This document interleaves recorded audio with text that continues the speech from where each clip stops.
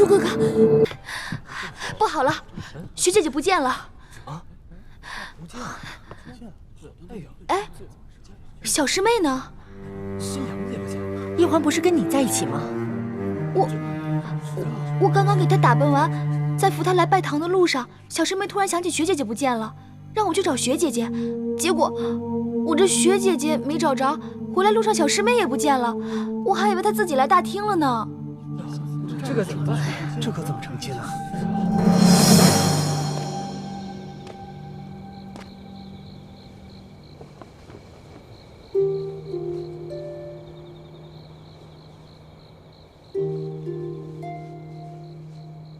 大师兄，刚刚小师妹就是在这儿等我的，怎么一眨眼就不见了？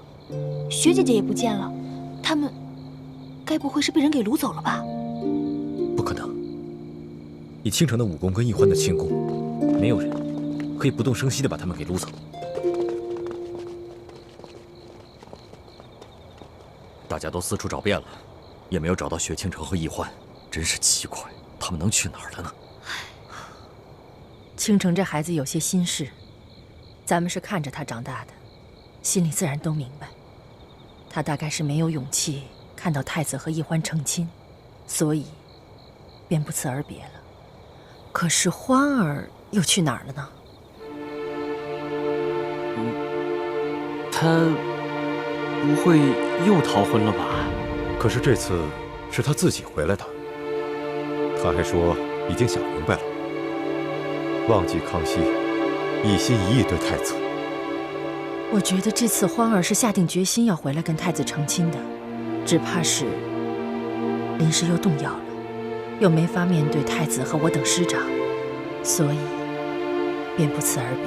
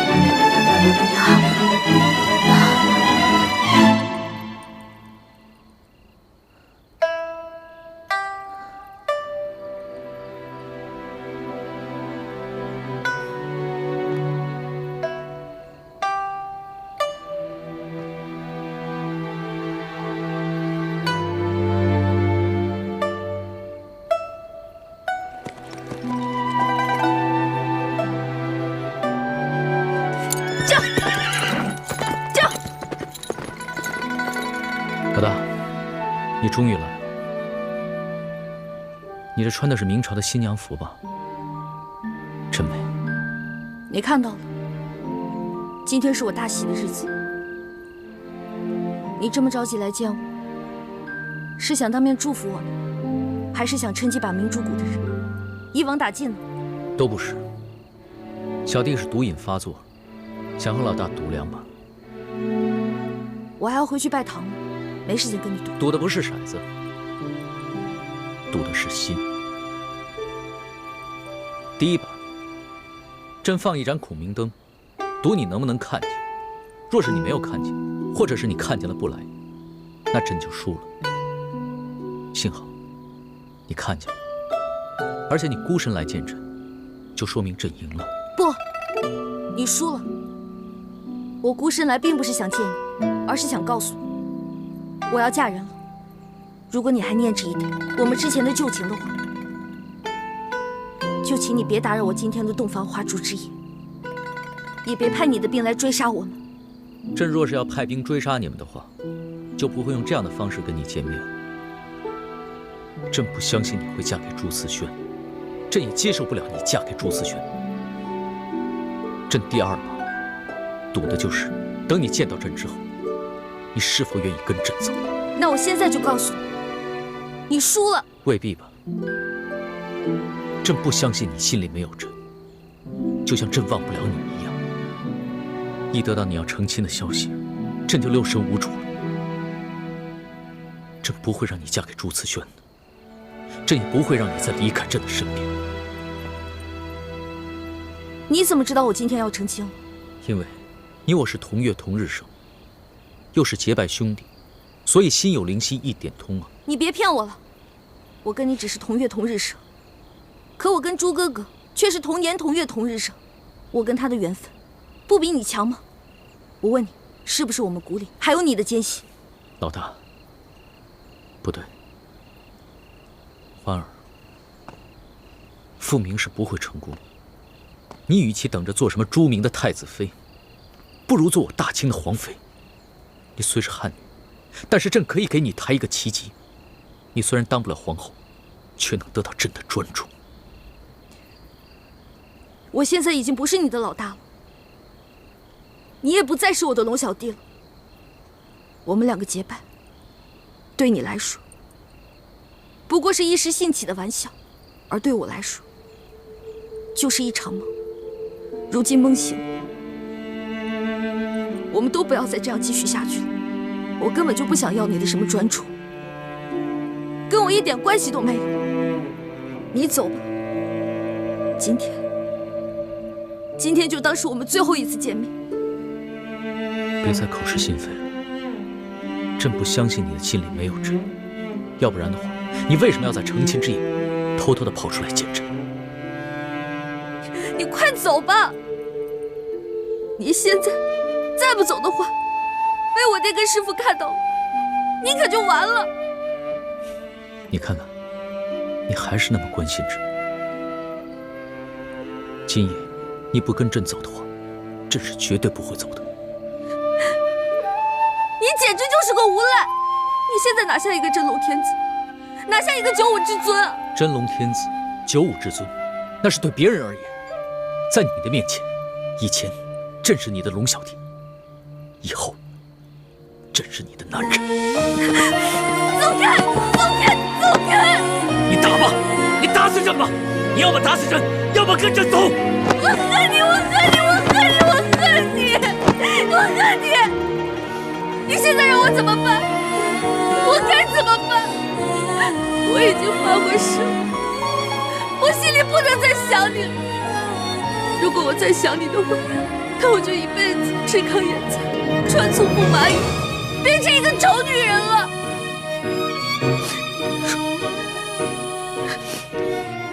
既然你已经发了这么毒的誓了，那唯一的解毒办法就只有以毒攻毒。你放开我！你放开我！放开！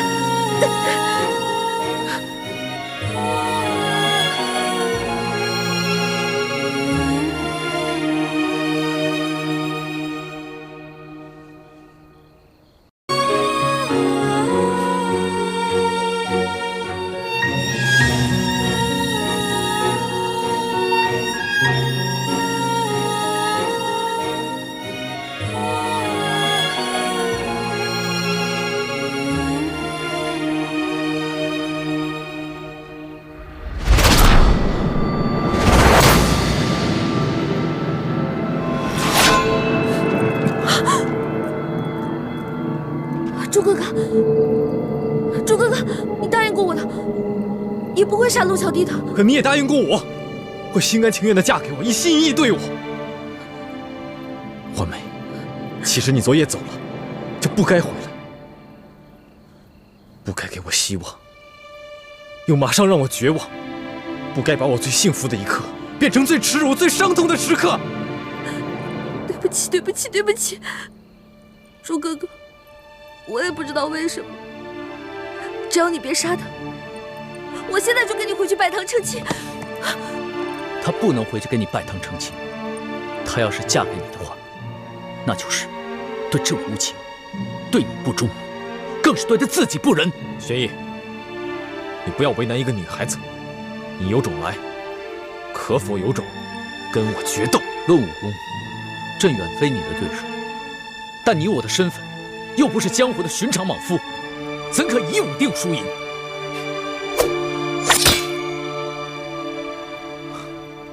若你我争的是天下，自然不该以武论输赢。但现在，我们争的是一个女人，则你我的身份，不过是世间一寻常男子。爱新觉罗玄烨，拔剑吧！我就站在这里不动，只用一双肉掌与你交手。你若能逼得我双脚动一下，就算你胜，我和易欢的婚事取消，你带他离开。你若是败了，我也放你一次，让你离开。我带易欢回去继续我们的婚礼。是男人，就接受这次挑战，否则滚回你的紫禁城，做你的八面威风的皇帝。但是你再也没有资格以寻常男人的身份来跟我抢易欢。好，那朕就接受你的挑战，与你决斗。你疯了吗？你肯定打不过朱哥哥的，你快走啊！花儿，自8岁起，朕就只能是一个皇帝。但是朕现在想任性一回，做一回世俗男子，去真真正正的跟朱慈轩来一个决斗。若是输了，朕也绝不后悔。朱哥哥，三师傅说你这几天都不能与别人交手的。康熙都应战了，难道我还怯战不成？欢梅，这是我们2个男人之间的决斗，跟你没有关系。朱哥哥，玄烨，动手吧。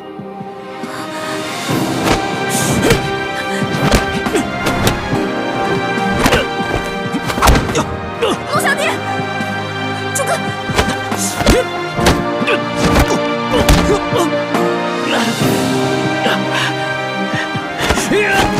龙小弟，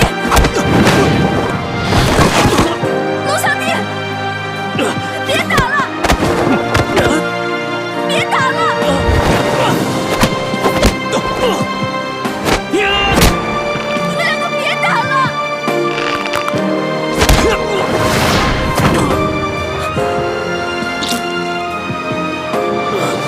玄烨，你现在明白了，做皇帝，你或许比我强，但做男人，你永远比不上。所以，你还是认输吧。朕绝不认输！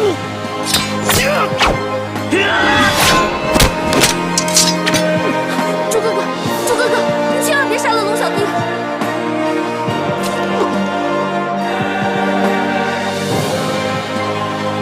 朱哥哥，龙小弟，千万不要伤害我的朱哥哥！朱慈轩认输了。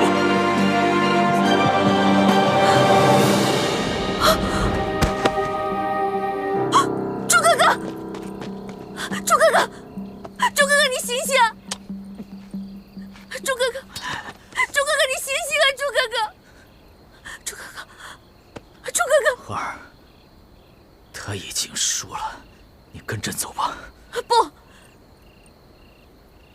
他是因为我逃了婚，练功的时候走火入魔了。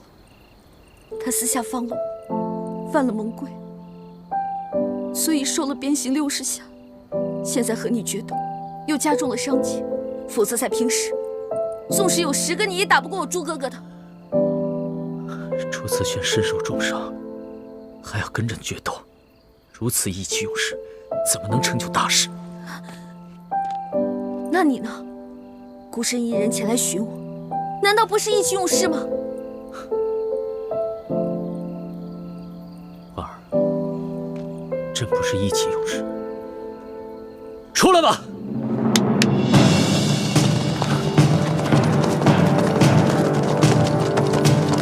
皇上，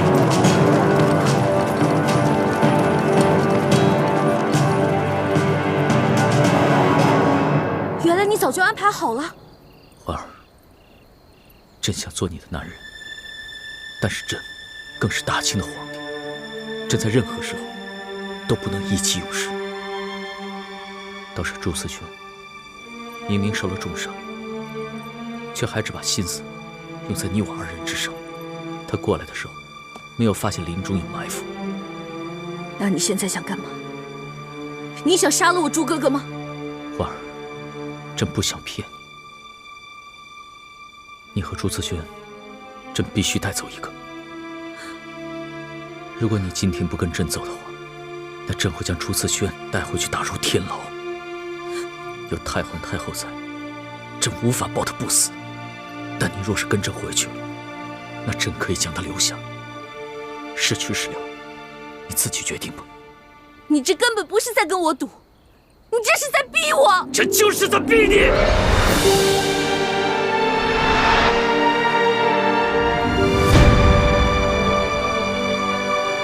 因为朕输不起，朕不能没有你，朕更不能眼睁睁地看着你去嫁给朕最大的敌人。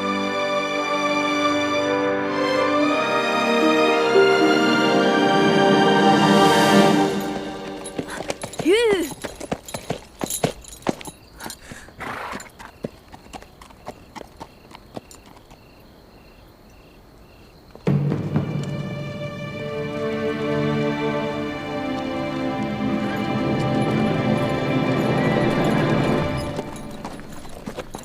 易欢，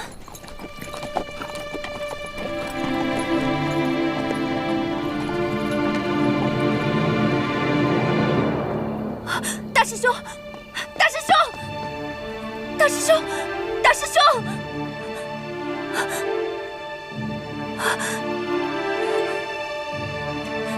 我还是先把你送回去。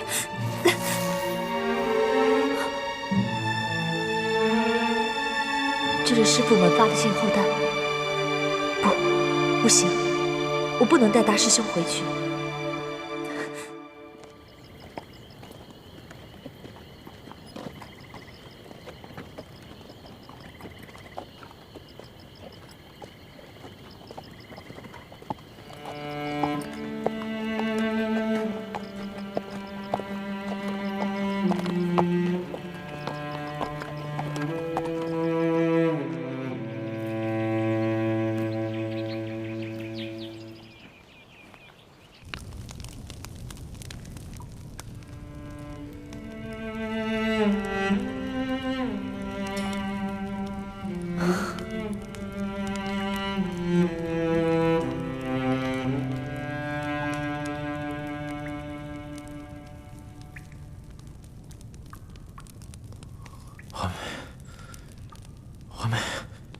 华妹，大师兄，你醒了？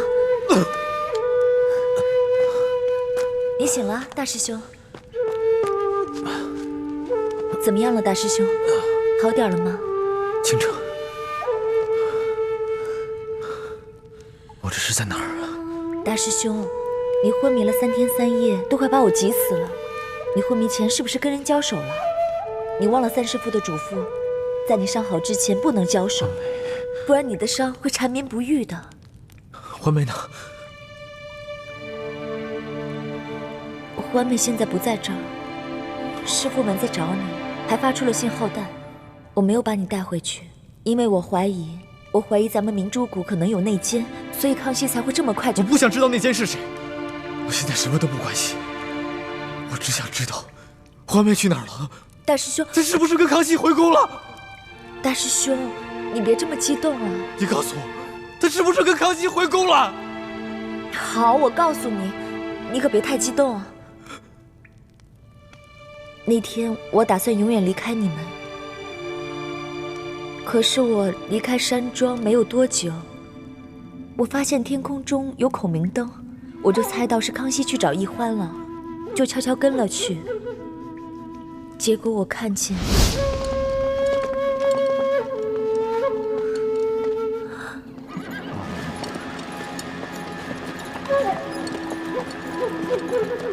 易欢。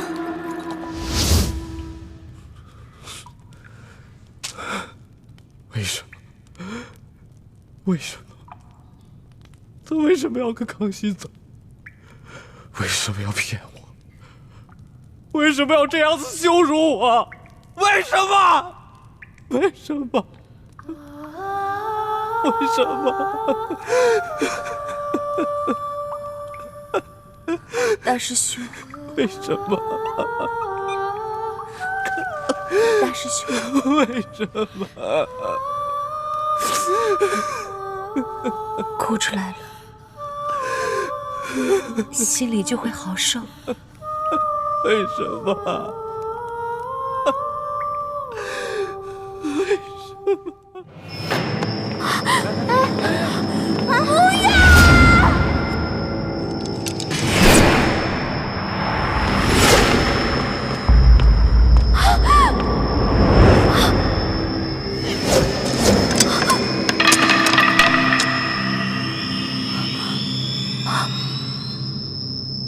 龙小弟，你不是答应过我吗？你永远不会杀他们的，你不能出尔反尔啊！不是朕要杀他们，是你们的奸细把他们出卖给太皇太后，是太皇太后执意要杀他们，朕也是迫不得已。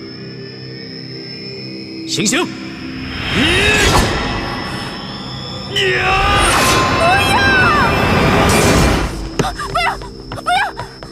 师叔姑娘，你怎么了？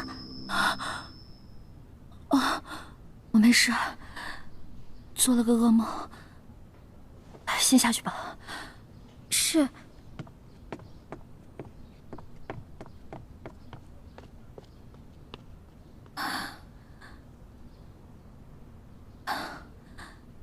朱哥哥，你怎么样了？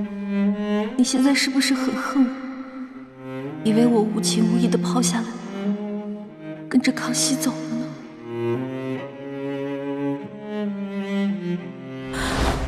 你和朱自轩，朕必须带走一个。如果今天你不跟我走的话，那朕会将朱自轩带回去打入天牢。这样太皇太后在，朕无法保他不死。但若是你跟朕回去了，那就可以将他留下。是去是留，你自己决定吧。你这根本不是在跟我赌，你这是在逼我！这就是在逼你，因为朕输不起，朕不能没有你，朕更不能眼睁睁地看着你去嫁给朕最大的敌人。朱哥哥，我没有言而无信，出尔反尔。我一来是为了救你，二来是为了查清龙小弟为什么能对我们这边的情况了如指掌。我们明珠谷是不是还有奸细？你能原谅我？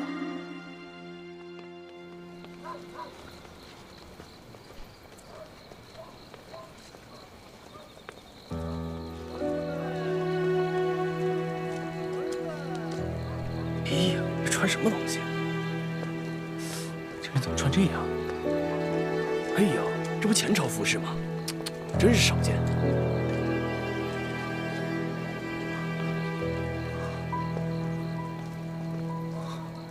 哎呀，你看看他穿的什么衣服呀？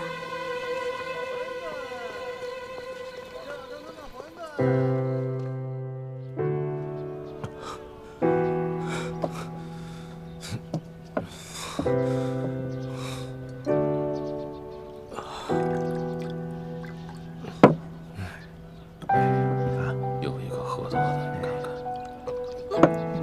是啊。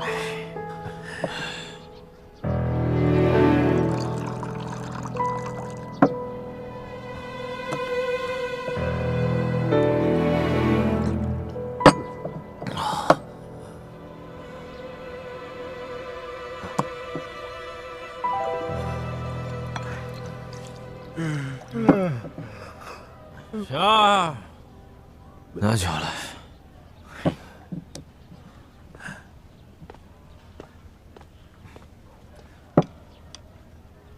客官，你这都喝了一晚上了，还能再喝吗？你还有钱再喝吗？连你也看不起我，你以为我没钱吗？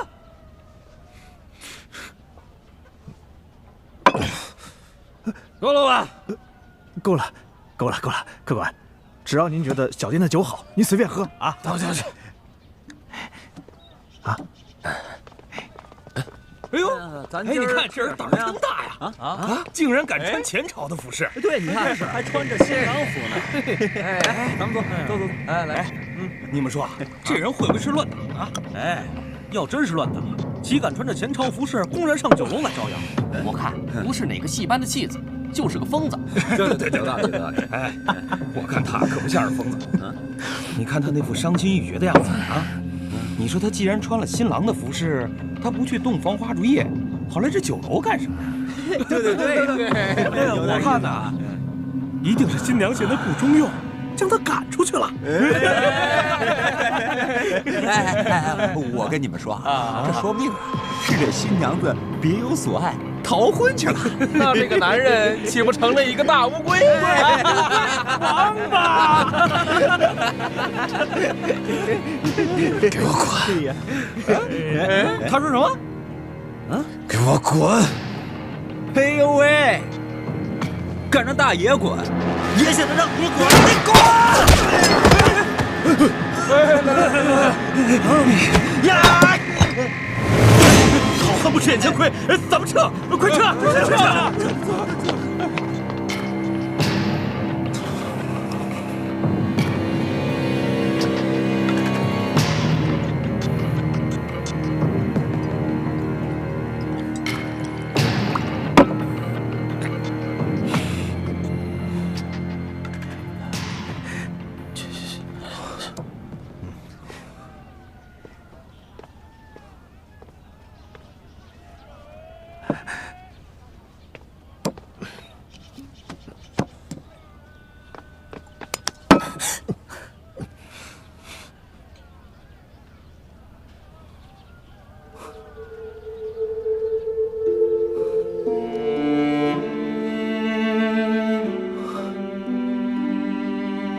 是你呀！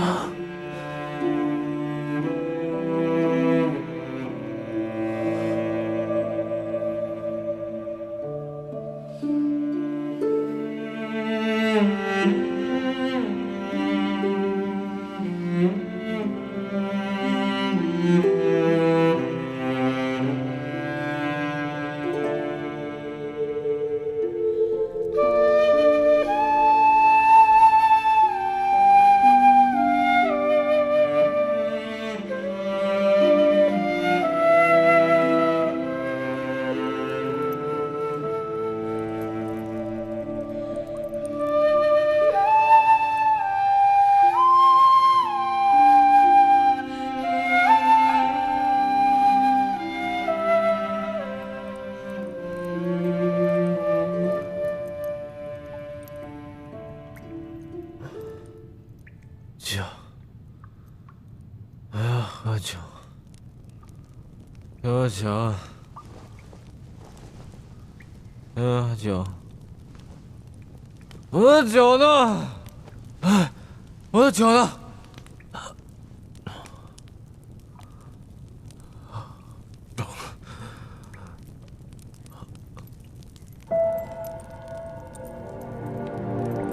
惠美。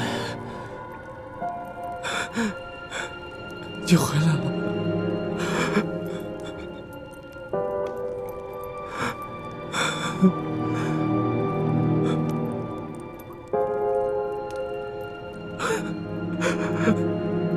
大师兄，你醒了。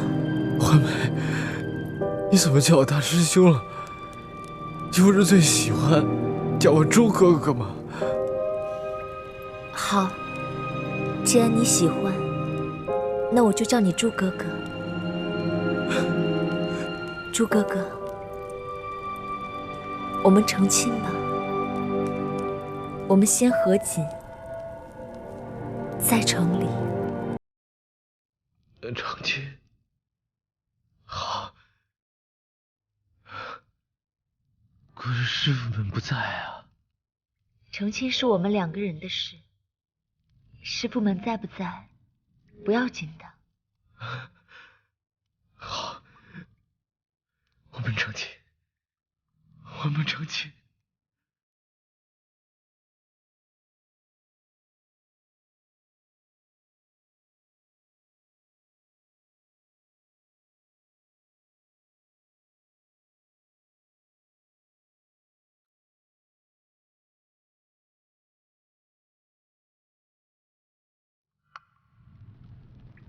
终于等到这一天了，我真的好开心，好欢喜啊！猪哥哥，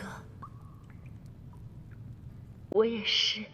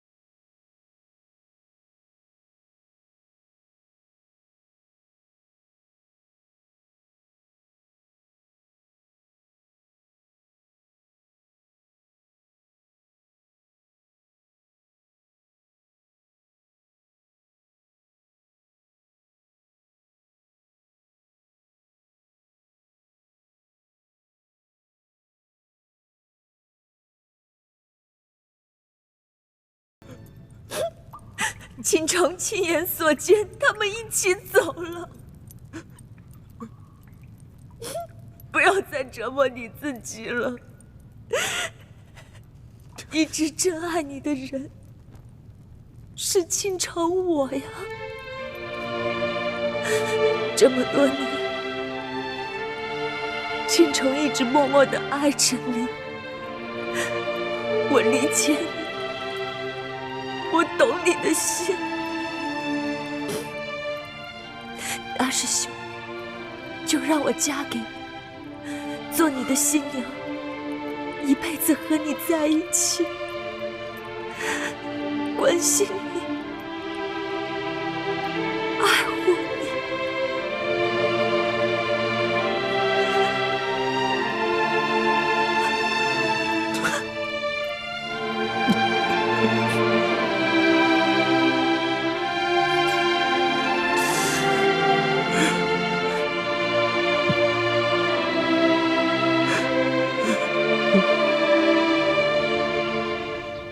皇上本来跟哀家说的好好的，只是为了收服人心，才暂时呢放了朱思权等人。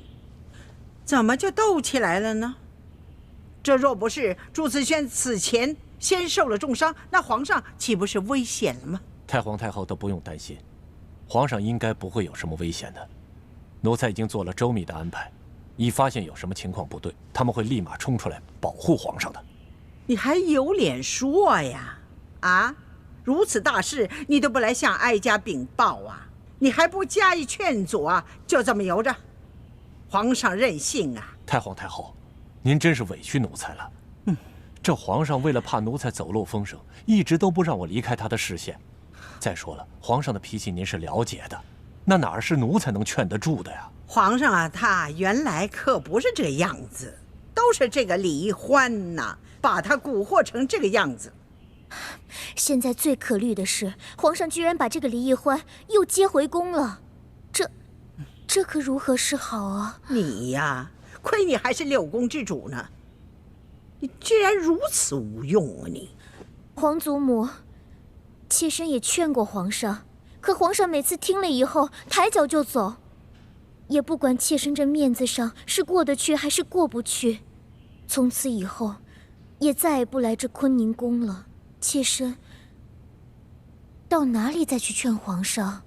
罢了，刚才哀家是把话说重了，这也怨不得你。皇上啊，他亲政以后，大权在握呀，但是在这个事上还得靠哀家亲自去把关呢。刘嬷嬷，奴才在。带上几个人，去把这个曾经的笔墨誓书给我叫到慈宁宫来。这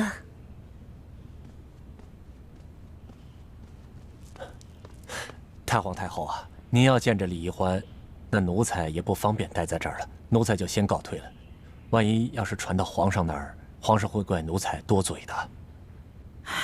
你也去吧，以后再有什么事情，还得要你及时向哀家禀报啊。这皇上真的身边不能缺少像你这样的忠心耿耿、不怕给皇上纠错的人呐。多谢太皇太后，奴才告退了。奴才告退。哎呦，这个李玉欢呐，居然还敢回来，真把这紫禁城当成想来就来，想走就走啊？有这么随便的吗？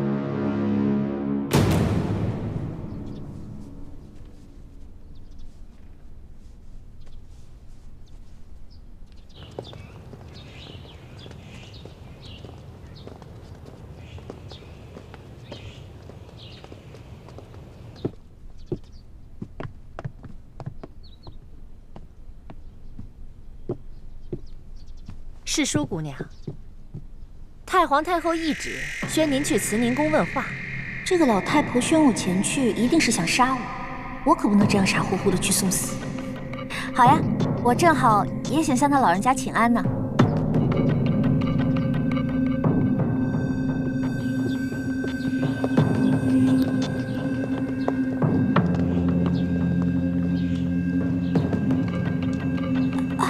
哎呀！世叔姑娘，你没事吧？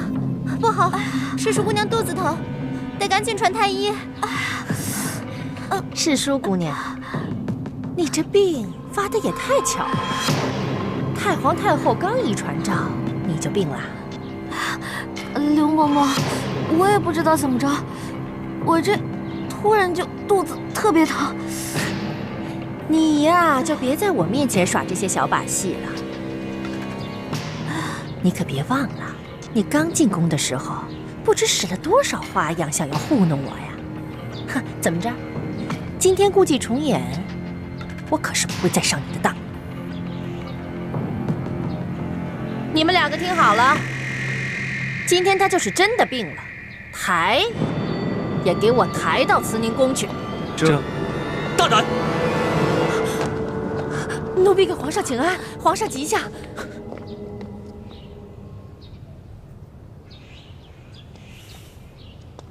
传太医，这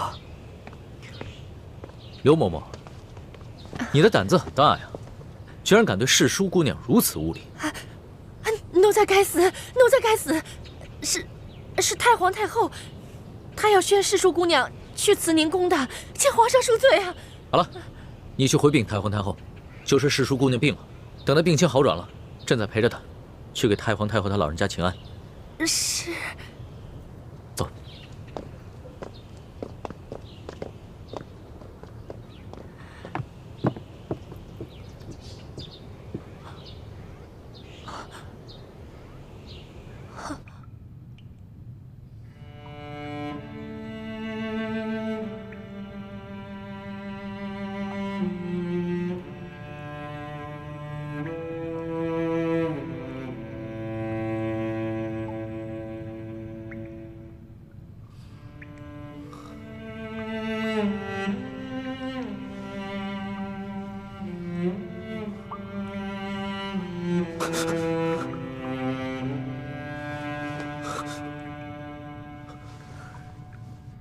相公，你怎么了？相公，别这么叫我，别这么叫我，我求求你别这么叫我。我们已经成亲了，我不叫你相公叫什么？你还应该叫我娘子呢。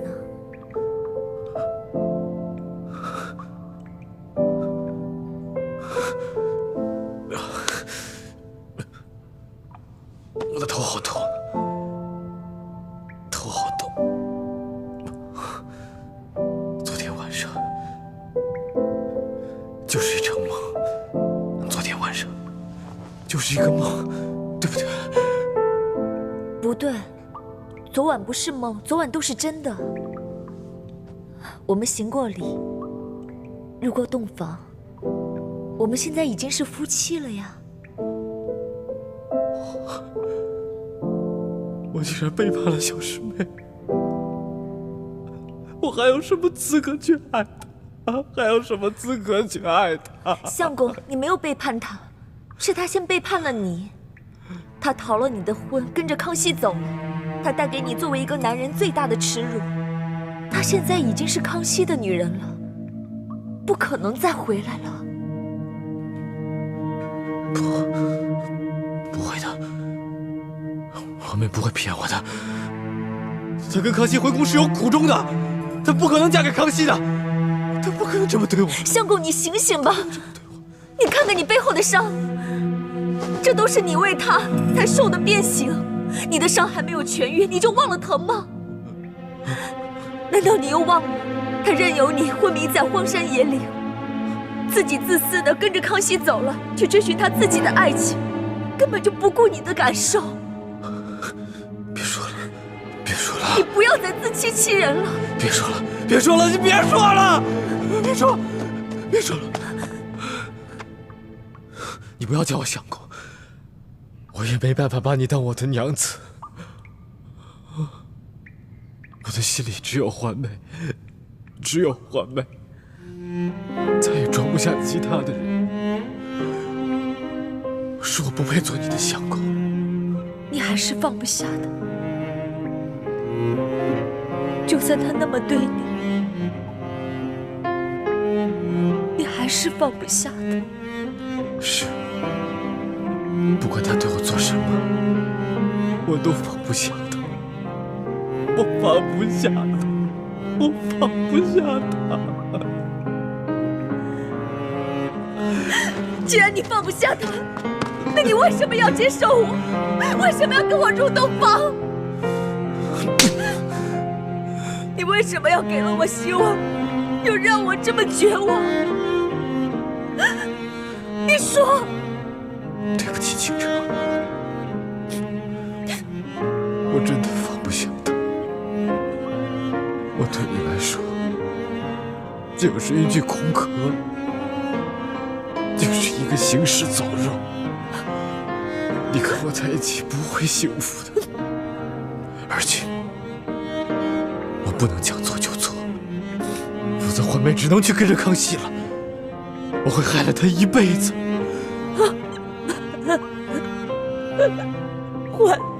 环梅，你口口声声只知道环梅，为什么环梅做了什么事情你都能够包容她？那我呢？不管我怎么对你真心，你都不接受我，你都在逃避我。我已经把我自己的一切都给了你，你却跟我说那是一个错误。你考虑过我的感受吗？你为什么要这么对我？为什么？为什么要这么对我？倾城，我什么都给不了你，那你杀了我吧，你杀了我吧。其实我早就不想活了，我这样活着好辛苦啊！我不能让义父失望，也不能让朱明联盟的人失望，我连死的资格都没有。我求求你，杀了我吧！你杀了我，对我来说是一种解脱。杀了我，我求求你杀了我！我真是想不到，朱慈轩，你对我竟然能绝情到这个地步。你还是我的那个大师兄吗？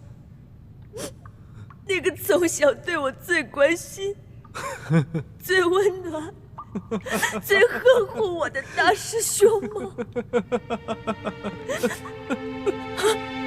我本以为把自己嫁给你，就能永远跟你在一起，哪怕你不爱我，我不在乎，我只想跟你在一起，关心、照顾你一辈子。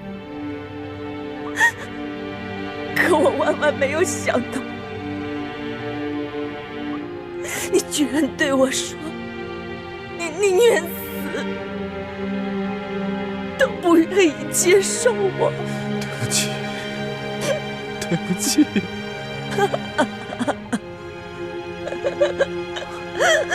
倾城，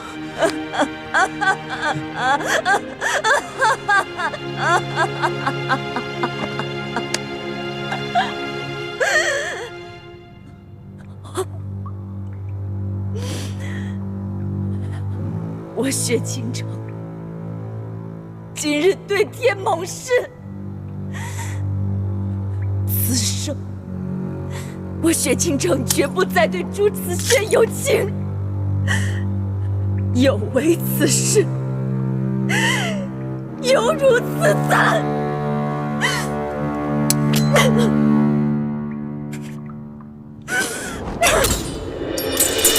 雪清晨淹没来时的路，当天明还来不及淹没痛苦，你选择躲在我的回忆里祝福，我却只能眼看着眼前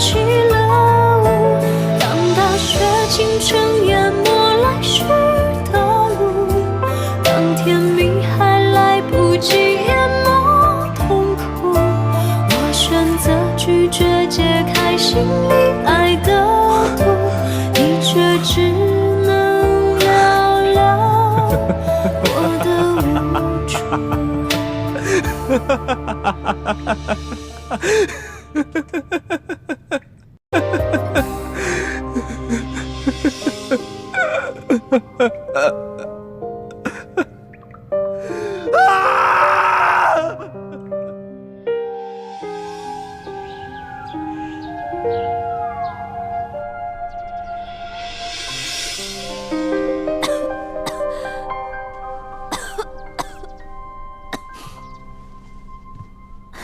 启禀皇上，世淑姑娘脉象很好，没有什么病啊。胡说！世淑姑娘明明很难受，怎么会没病呢？她的身体要是出了问题，你担得起吗？那臣先开几副调养身子的药吧。这就对了嘛。世淑姑娘啊，她的病很严重，明白了吗？臣明白了，臣明白了。那臣这就去煎药。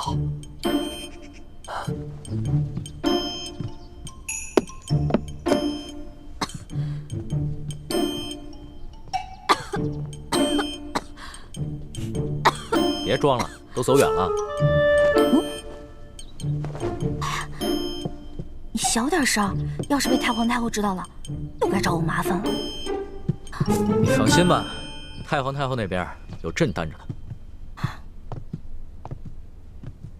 虽然这么说，可是我还是有点害怕，还是有点担心。你是在担心明珠谷的那些人吧？我昨天晚上做了一个梦，我梦见你抓走了我的猪哥哥，还抓走了我爹跟我师傅们，最后你还要砍他们的头。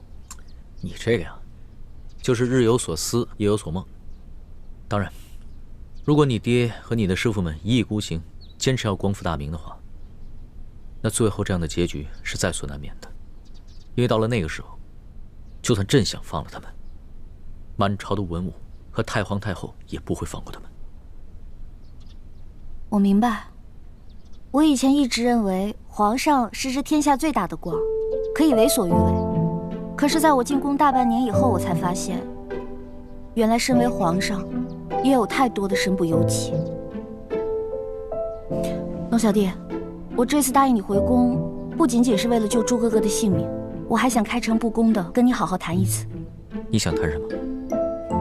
说实话，从小到大，我爹跟师傅们都教导我，要光复大明。我们明珠谷的孩子都以光复大明为一生中最大的责任。可是我始终不明白，我们为什么一定要光复大明呢？我爹跟师傅们总是说，朱明王朝才是正统。我们大明是如何如何的好，你们大清是如何如何的不好。可是自打我进宫到现在的大半年时间，我看着你这个皇上，心里不仅仅有你们大清，还有全天下的老百姓，所以这让我很矛盾。龙小弟，你跟我说实话，如果我真的说服了我爹跟师傅们放弃光复大明，你真的可以既往不咎吗？那当然，这是朕为什么连续2次放了朱思轩的原因。他和你爹，还有你的师傅们，都是前明各行各业中的顶尖人才。他们要是肯放弃对抗朝廷，辅佐朕，平定三藩，收复台湾，那才是真正的造福百姓。否则的话，就是年年内战，天下大乱，天下的老百姓就更苦了。你不会骗我吧？你之前跟我说要惩处贪官，肃清吏治，可是你最后还是放了阿碧琪、隆德多那些坏蛋，我还能再相信你吗？朕之前是说过，要杀阿碧琪、隆德多那些贪官，但是你得给朕时间呢。你给朕3年时间，朕一定会把他们清除干净的。如果你还不相信我的话，那我们击掌为誓。如果朕没有做到，你就取了朕这条性命，朕绝无怨言。我相信你，龙小弟，不过你也得给我时间。我觉得要说服我爹跟师傅们放弃光复大明，这比你诛杀阿比奇、隆德多那些坏蛋要更难一些。朕明白。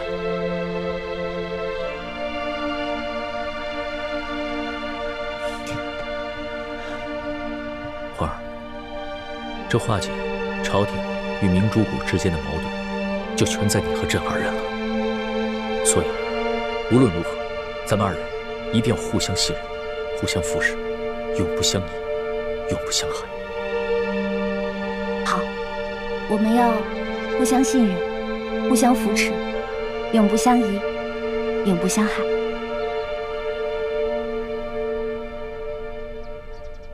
皇上说，诗书姑娘她病了，等诗书姑娘身子好了，再来拜见太皇太后。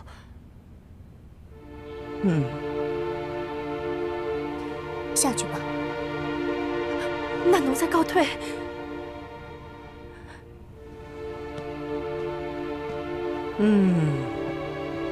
这当您连女色误国之事要重蹈覆辙了吗？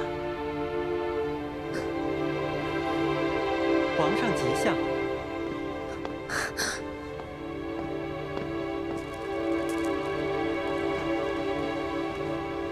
皇上吉祥。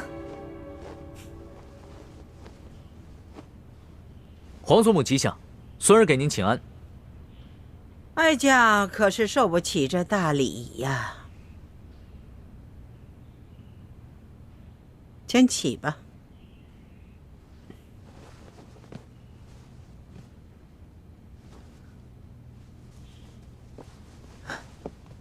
皇祖母，您先别生气。孙儿知道您心里不痛快，所以特意赶过来，给您请个安，顺便说几句心里话。你都把人接进宫里来了，连哀家都不能碰，你还有什么话好说？皇祖母，您知道孙儿为什么要把奕欢给请回来，而奕欢为何又肯随朕回来吗？告诉你吧，这李奕欢随你回来，他是为了自己的未婚夫朱子轩，而不是为了你。你呀，想想你黄爷爷和黄阿玛的结果，你都不该如此糊涂。爱新觉罗的子孙不该如此荒唐啊，不该如此为所欲为呀！皇祖母，切勿伤心。孙儿不是皇阿玛，也不是皇爷爷。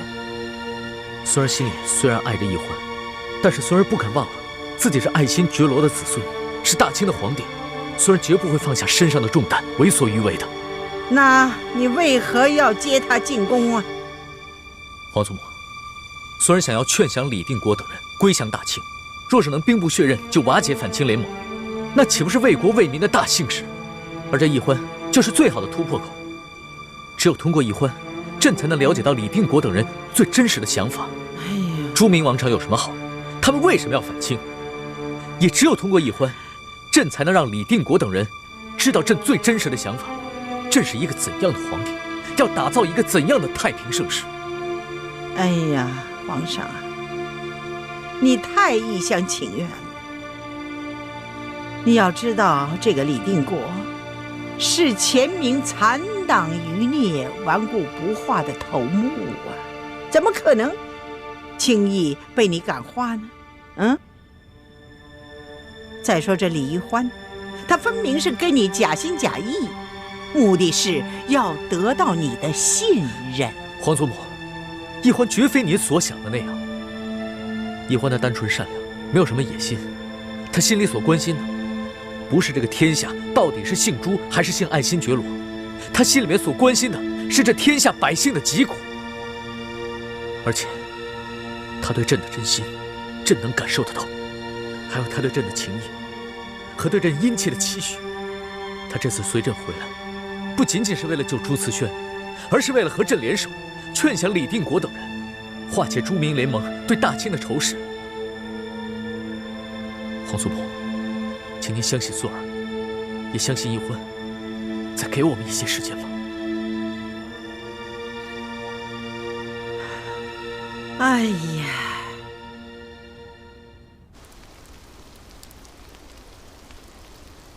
易欢又回到紫禁城，去见康熙了。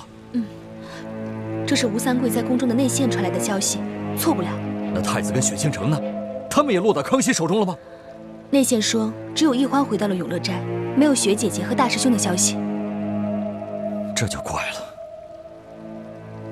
太子和雪清城会去哪里呢？如果说倾城为情所困，悄悄走了，那还说得过去。可是太子不该就这样悄无声息的没有消息，他有什么行动，一定会向我们先行报告的。那会不会是太子看易欢回宫去找康熙了，所以也潜回宫去找易欢？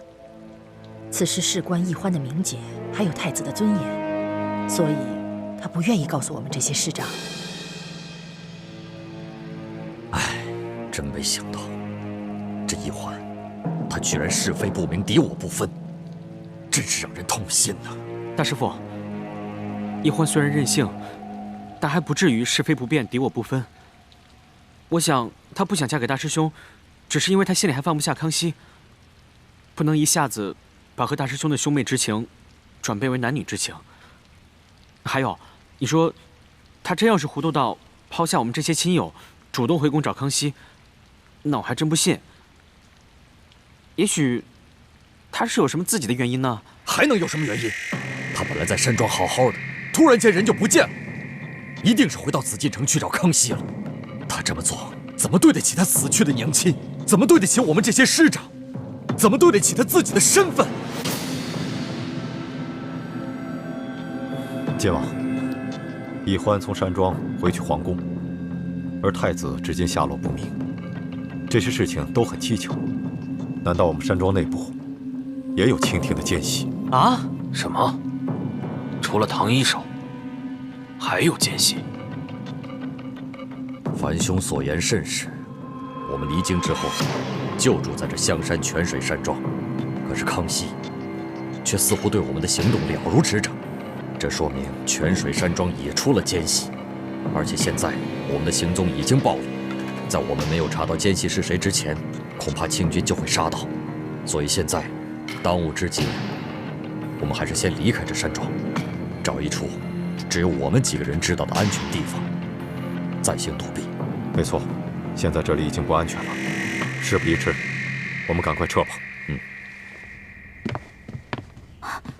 龙小弟，怎么样？太皇太后有没有为难你？为难倒是没有，只不过他老人家这一生命运极为坎坷，虽经历过不少大风大浪，但没想到今日为朕几度落泪，朕的心里很是难过。我能明白你的心情，其实我也一样。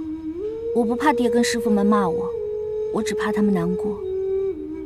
我爹是个铁骨铮铮的汉子，从来都是只流血不流泪的，但这次为了我，气红了眼睛，甚至要拔剑自刎。我心里特别的内疚。朕知道，要不是你爹以死相逼的话，你是不会答应和朱思轩成亲的。这你也知道。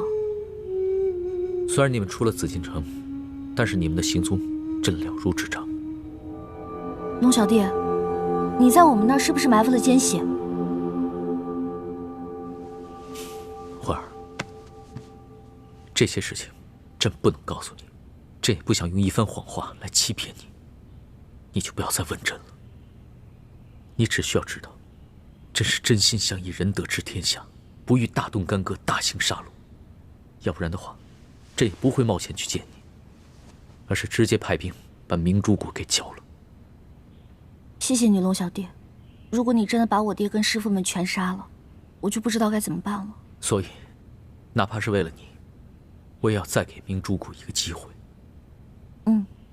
我这次回去劝服我爹跟师傅们归顺大清，因为只有这样，他们才能真正的化解与你与朝廷的仇恨，我们才能真正的相守在一起。可是我心里好怕呀。怕什么？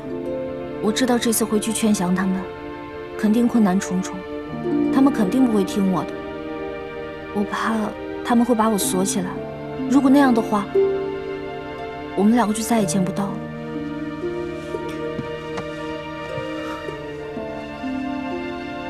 真的心里也是很怕，怕再也见不到你。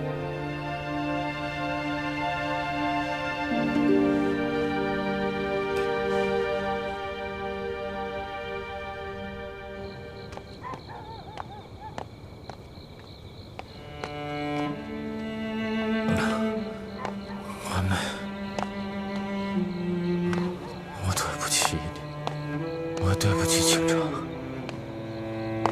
像我这样的人，根本就是一个禽兽。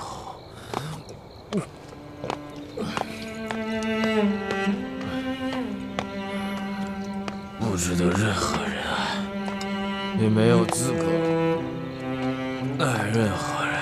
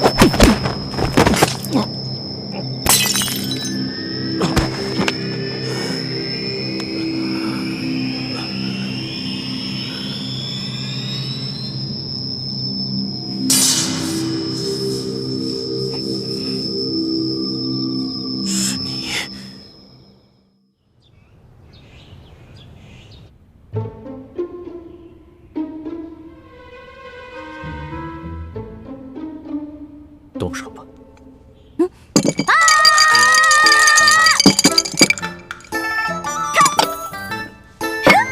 我赢了！来来，龙小弟，喝完这杯还有3杯，不许赖账啊！龙小弟输了，龙小弟又输了，呵呵呵，必须得喝！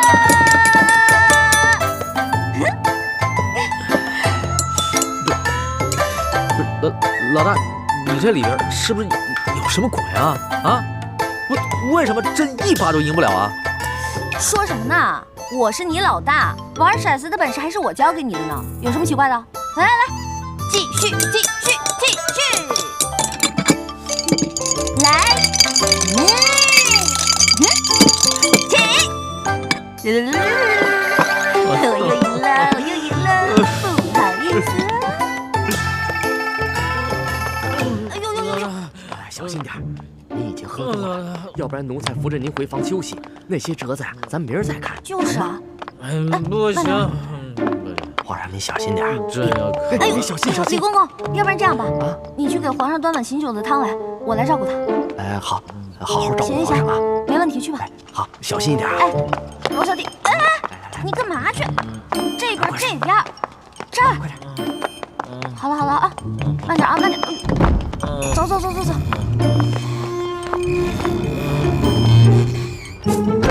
来，龙小弟，慢点慢点慢点。龙小弟，龙小弟。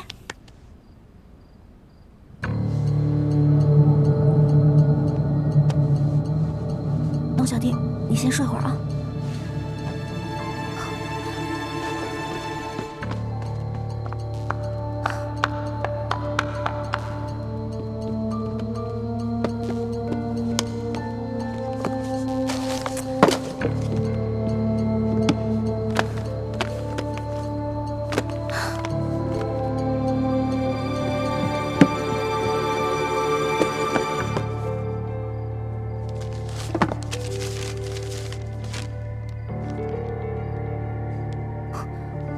果然有内奸告密，这个字迹怎么那么熟呢？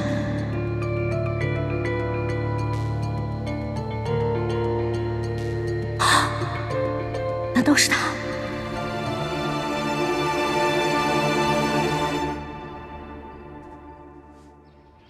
皇上，这李欢呐，他已经偷看了黑狐的密奏了，这也就是他返回来的用意。他不可能劝降那些潜民余孽。皇上，你还要放他回去吗？皇祖母，叶欢虽然偷看了黑狐的密奏，但并不代表他对孙儿的承诺就是假的。孙儿愿意再相信他一回。如果他真的能劝降李定国等人归降大清，那远比派兵剿灭要有利得多，我大清才能够长治久安了。皇上，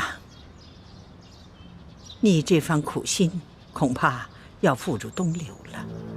他若是再骗你，你必定失去黑狐了，那将是十分不值得的一件事。皇祖母，孙儿想再赌一次。哀家不相信皇上会赢，但是皇上即使是输了，至少能让皇上断掉对李欢的念想。就算是失去了黑狐，哀家也就认了吧。多谢皇祖母。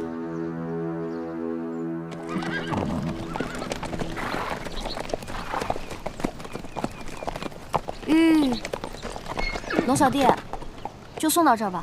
出城有点远，我怕往前走太危险了。行，那朕就送你到这儿，朕等着你的好消息。我一定尽力说服我爹还有师傅们，但是你也知道，他们很固执的，我没有把握真的说服他们。朕明白。不管怎么样，只要你尽力，那朕也就满足了。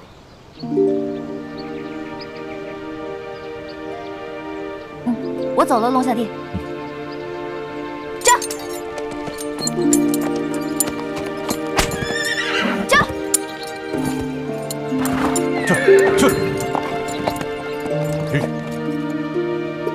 皇上，这李一欢一走，恐怕就不会再回来了。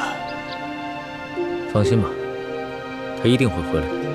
就算出了什么意外，朕都自有办法让他心甘情愿地回来。皇上英明，原来一切尽在皇上掌握之中。这，走。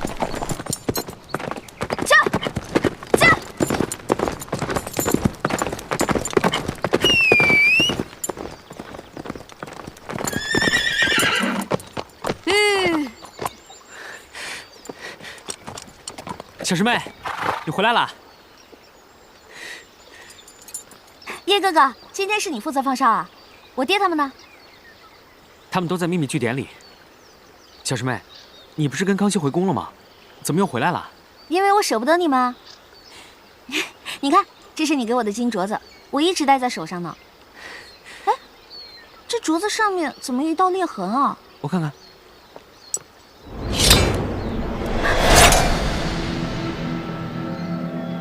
小师妹，你这是干什么？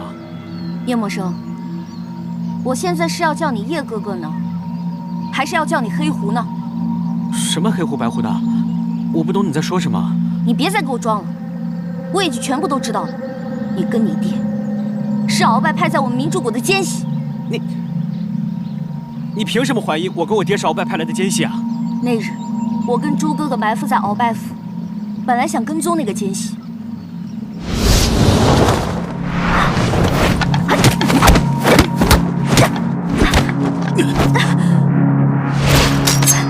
看招！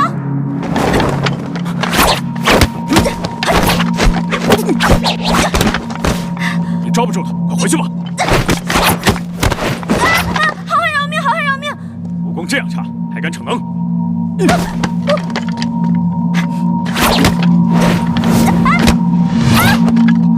好汉，你再饶我一次吧！可是那个奸细的武功实在太高了，我根本不是他的对手。他本可以杀了我，可他看清楚我的脸以后，却莫名其妙地放过了我。所以当时我就在想，我跟他肯定是认识的，并且有一定的情谊。后来朱哥哥告诉我，那个人是武师傅唐医生，我也就相信了。可可是那时，在平西王府，金钥匙不可能在唐一手的手上。唐一手也并不是什么鳌拜的奸细。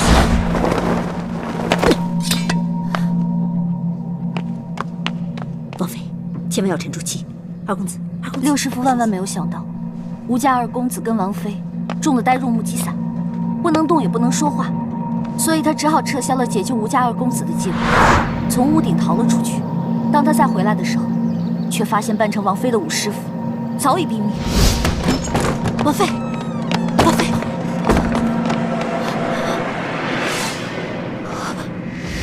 六师傅说，唐一手不是他杀的，那么凶手另有其人，而这个凶手才是真正的鳌拜的奸细。你以为我们还会相信你吗？你就是想故意挑起我们明珠谷的内斗，让我们互相猜疑，然后你们好逐个击破。我当时并不知道那是李定国和朱慈轩设下的圈套，我以为在那厢房之中守着二公子的，就是王爷最疼爱的侧王妃，我怎么可能会去杀他？你当时为了隐藏自己的身份，想趁乱杀了侧王妃，也不是没有可能啊。之后你大可以在王爷面前将所有罪过全部推在明珠谷的身上。当时我们知道六师傅是吴三桂的奸细，自然不会相信他说的话，包括我跟樊姐姐也选择了相信你。但是这一次，我跟朱哥哥成亲，康熙知道，并且悄悄地过来看我，我就知道，我们内部肯定还有朝廷的奸细，所以六师傅根本就没有撒谎，而且武师傅根本就不是内奸，他是被真正的内奸所陷害的。那日，武师傅变成了王妃，王妃变成了武师傅，瞒过了所有的人。但是别忘了，平日里四师傅跟武师傅的关系非常好，所以你爹一定是看出了破绽，决定将计就计，把呆若木鸡散毒倒了扮成王妃的武师傅。但是六师傅还想冒险救走吴应奇，可是万万没有想到，吴应奇跟王妃都被毒倒了，所以只好取消计划。而你爹，我的四师傅，就是趁这个时候下手的。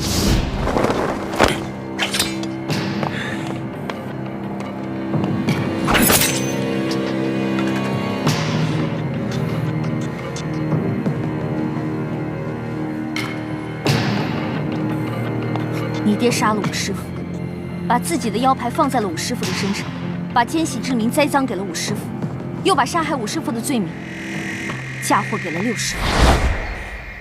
小师妹，这些都只是你的猜想，你为什么宁可相信六师傅，也不愿意相信我和我爹呢？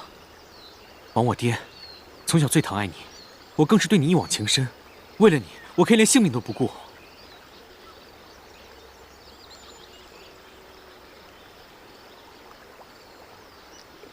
没错，平日里诸多师傅当中，四师傅对我最好，你也有很多次为我出生入死，所以我一直不曾怀疑过你们。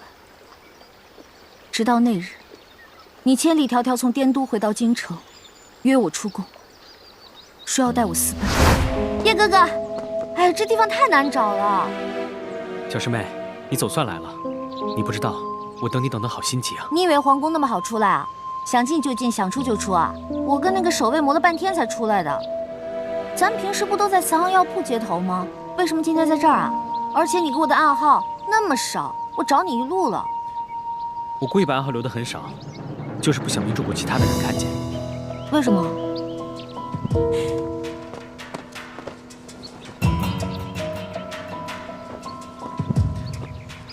不是逃难，是旅行。我带你离开京城，离开明珠谷，找一个谁也不认识我们的地方，过我们想要的生活。因为你知道，我跟雪姐姐还有朱哥哥的身份已经暴露，而康熙已在皇宫中布下天罗地网，所以你才想引我出宫。那是因为樊师姐收到了吴应奇的飞鸽传书，所以我才能提前知道。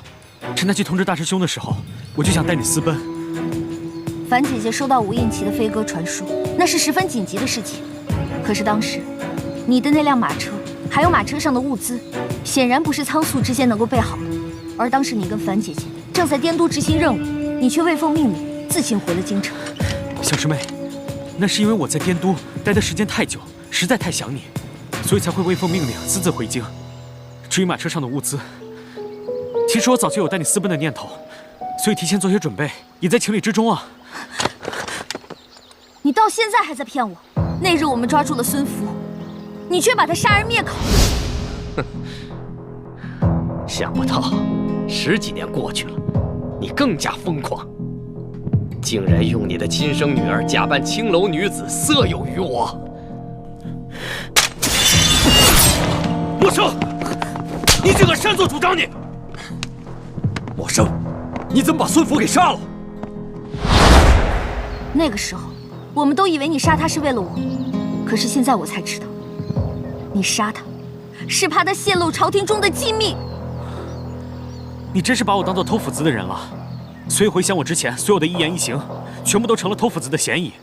我杀孙福，那只是因为他在剧院里轻薄了你，我心生愤恨。叶默生，不止杀了孙福灭口这件事，舒婉心也是被你爹故意放走的。舒家的女儿舒婉心，她逃走了。这舒婉心出身在官宦世家，又不会武功，她是怎么从您手中逃走的？你知道的，四师傅有些迂腐，把男女大防看得很重。她一个女孩子家，要走得远远的去方便，我也不便跟着去查看。等我发现异常，赶紧去追，已经来不及了。当时我就觉得奇怪，以你爹的能力，舒婉心一个手无缚鸡之力的弱女子，居然还能从他的手下逃走。但是后来四师傅的解释我信了。叶默生，我跟朱哥哥还有所有的人都那么相信你们父子，可是我们真的万万没有想到，你们却是朝廷的奸细，你们还杀了我师傅，还嫁祸给他。小师妹，你到目前为止所说的一切，也都不过是你的猜测罢了。好，就算我说的这些没有足够的证据，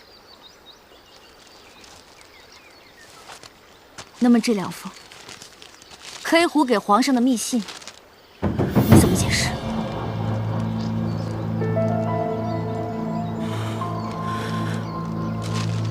叶哥哥，我们从小到大青梅竹马，彼此的字迹再熟悉不过，难道你还要告诉我，这上面的字是别人仿的吗？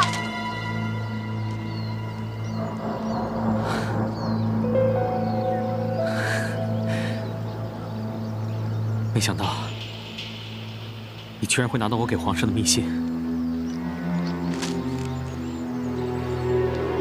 不错，我跟我爹就是黑狐，吴师傅是清白的，是被我爹栽赃的。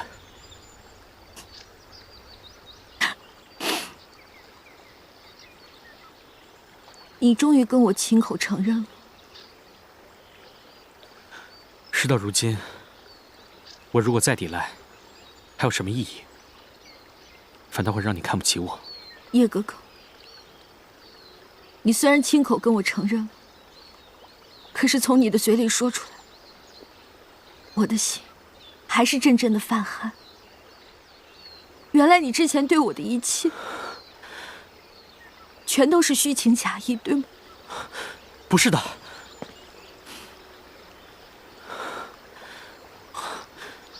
我和我爹虽然被迫做了朝廷的奸细，可我对你的心意却无半点虚假。就好像你不得不奉命在皇上身边潜伏，难道说你对皇上的情谊也都是虚情假意吗？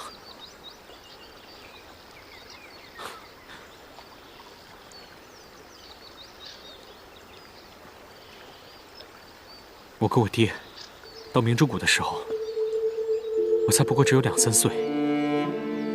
如果之前的事情我完全都不记得了，我从小是跟你、大师兄、雪师姐、樊师姐一起长大的，我对你们是有真真切切的真感情的。直到前年，我爹带我出去执行秘密任务，他突然告诉我，说我们不是大明臣子，是大清子嗣，说我们是鳌拜派遣的明珠谷的密探。不可能！我不相信，我们明明都是中明联盟的人，怎么可能是大清子嗣？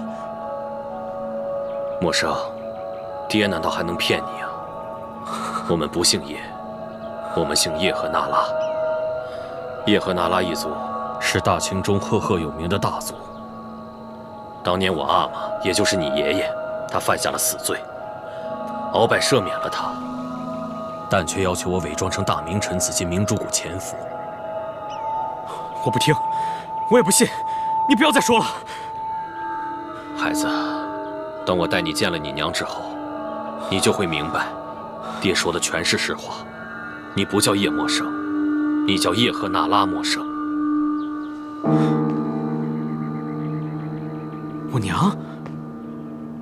我娘不是死在清军的手里了吗？你说这些年你心里一直挂念她，所以一直都没有再娶。那些都是我骗明珠谷人说的谎话。当年我化名叶明章进明珠谷潜伏，谷主陈胜男见我孤身一人，便要为我做媒。我也考虑到如果长期不成家会被人怀疑，我又不敢私娶汉女，我就只能说我家中已有妻子孩子，要去接妻儿一同来谷，然后就把刚出世的你带到谷中抚养。当时你娘也很舍不得你，但也无可奈何。这么说，我娘她还活着？当然，你娘是大家闺秀，不懂得伪装，容易露出破绽，就没有跟我来明珠谷潜伏，所以我就谎称你娘死在清军手中。这些年我心中放不下你娘，就不愿再娶，这样也省去了很多麻烦。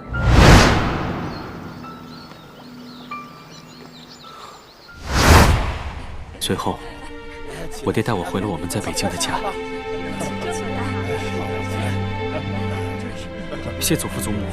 默生，这是你大伯、大伯母。大伯啊，大伯母。默生，这是你额娘。孩子，你都长这么高了，娘想你，娘想你啊！娘，好了，夫人啊，别哭了，我们不是好好的吗？等再过上几年，剿灭了明珠谷的乱党，我和默生就可以回来和大家团聚了。别哭了，默生，这是你表妹乌雅如意，你姑父姑母死得早，就留下这一个女儿放在我们家，由你额娘来抚养，她也算是你的亲妹妹了。见过默生哥哥。如意妹妹，啊，我和默生说两句。啊。默生，你这就算认祖归宗了，以后要随时记住自己的身份，别把自己再当做明珠谷中的乱党了。那谷里的师傅、亲友们、师兄师弟、师姐师妹们，他们都是我们的敌人。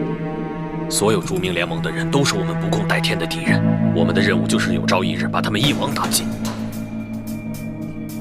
那也包括小师妹吗？当然。默生，爹知道你喜欢一欢，可你们那是不可能的。再说了，李一欢早和朱慈轩定了亲，他心中完全没有你，你千万别白费心机了，这样会害了你自己，也会连累我们这么大一个家族。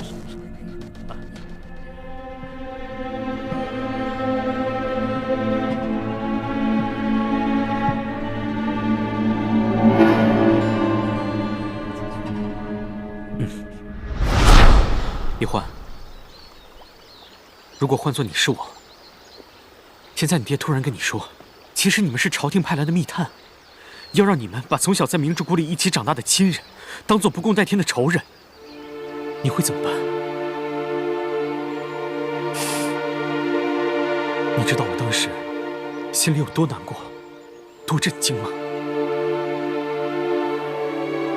可我没得选。其实你也一样，你不明白自己为什么一生下来就要光复大明。你在7岁那年，莫名其妙的成为了大明的太子妃。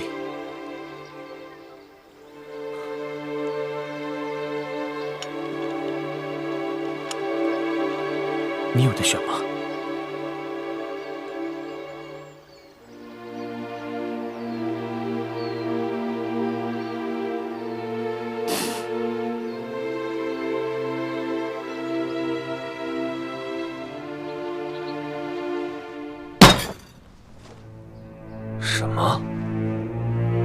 易欢知道你我是朝廷的奸细。他从御书房偷到了我写给皇上的密信。没想到皇上还这么宠信他。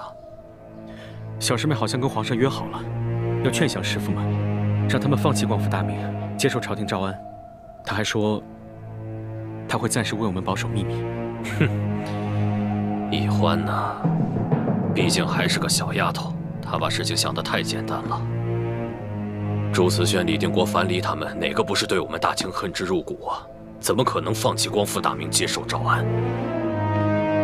是啊，那我们现在该怎么办？皇上命我从李定国身边盗走朕的铜匣，我一直没找到机会。现在情形危急，你我只能孤注一掷，赶在易欢把你我身份告诉李定国之前盗走铜匣。嗯。